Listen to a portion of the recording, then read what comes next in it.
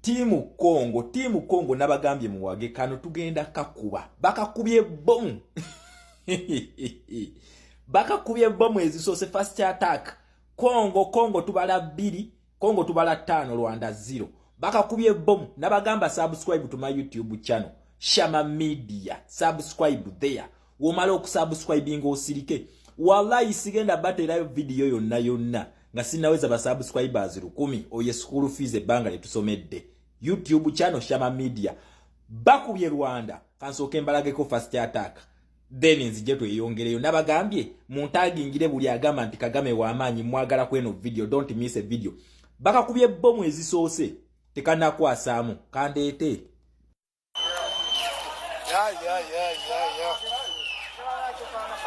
Irani bahamagara ira yo ku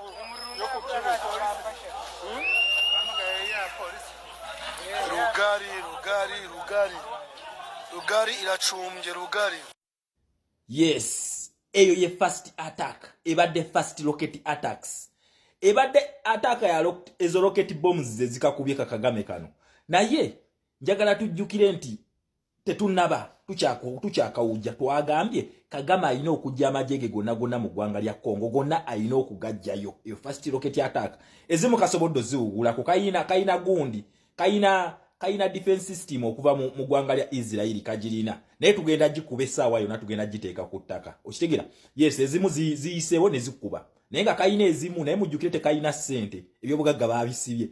tugenda kakuba tukawogoloze tukaleke nga kali ku ttaka kano Kagame kano naye we bakakubye gundi ezisoose ne zikwatayo ezikutte ekifo ekyo kyembalaze we zikutteyo kayise peace talks mujjukire kabadde kaganya okukola kinga kagamba Tshisekedi alina kwogera na M23 Tshisekedi agamba alina kwogera na Kagame M23 tugenda kusinkana mu meeting olunaku olwaliro mu ggwanga lya Tanzania Sadaka ne East African Community Tshisekedi yaganya okutula mu meeting nga mulimu wa East African Community bekukabukaba n'ababbi Sadaka erina okubibeeramu okitegera Sadaka erina okubibeeramu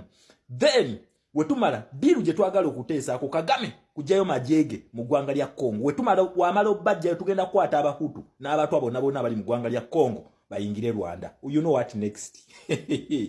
ebintu bitambulanga wetubibala so it was not a mistake mwe bannayuganda ogamba nti Shama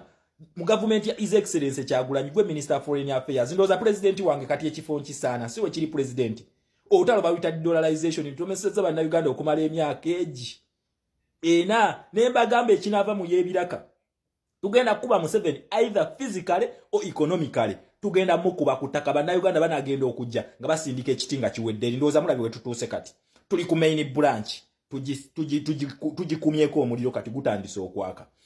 then njagala munnayuganda wetegeke for the final battles we bam protest vote tujingire tujimukube walangirire byekisiru tusituke ono musajja bamumenye kati emigundi nabagambe Somalia Amisom mission bagimujja mutekyali majega agenda kuleta bakomando kubakuba Rwanda bulijjo gyasubira okufuna support bagiyemo olunyata muve mu comedy gwalimu ne winyi dolo musimanyi court Supreme Court yayogedde kino mbu simanyi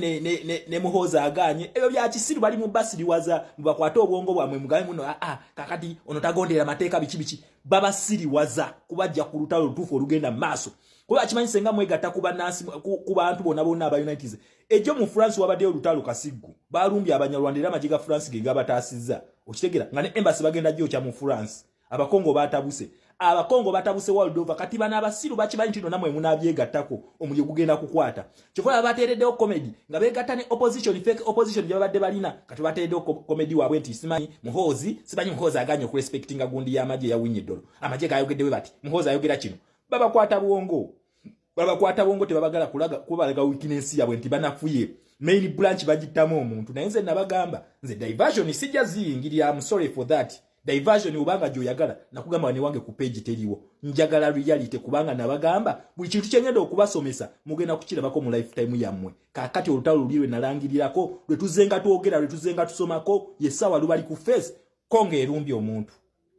muna Uganda wetegeke okuzanya partiyo tusule na kyemaliro ono foreign policies nabagamba zigenda kuzanya tezigenda kulivasinga kuba buli kyetumukola tekidda mabega kati yo main branch twagala tujavuwa zenga tekyaleta wadde nechi 10 mu nsawo ya Museveni jukira yebadde main source ye no musolo gwa percent zona zeyatubba batandise okuzononera mu ggwanga lya Rwanda batandise okuzonona zigenda kusana wino Kongo egenda kumukuba emuteke kutako basi ekyo ayina okujjayo amajego basi ekya kwata abakutu bonna abali mu ggwanga lya Kongo badde Rwanda ate nabagambye Kagame takyagala kubasenga baddayo